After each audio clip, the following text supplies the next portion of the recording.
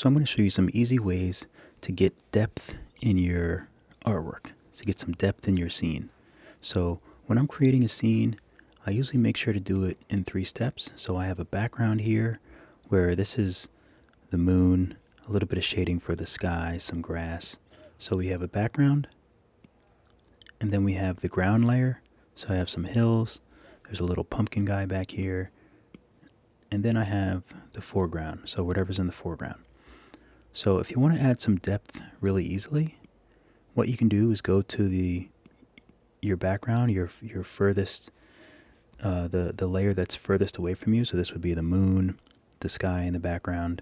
And I'm just going to go to Adjust, Gaussian Blur, Layer, and then I'm just going to slide this up and really get a nice blur on that layer.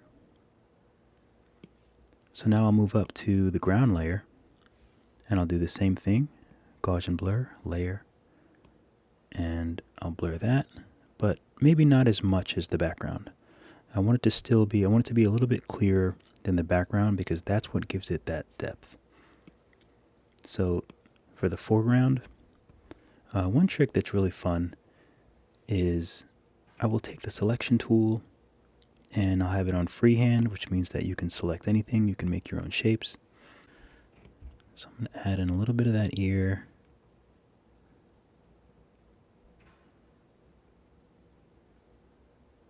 There we go. I'll go back up to motion blur, layer. Just give it a little bit of blur there. Good. So now we have a little bit of distance, and it sort of looks like this poor guy is running for his life. So in the next video, I will show you how to add a little bit of atmosphere. I have a little bit here, but atmosphere also really helps with depth, but it also gives your images some texture. So I really like working with it. It really kind of helps bring out the light and just gives it a really cool look to your artwork. So I'll go into atmosphere in the next video. All right. Thank you guys for watching.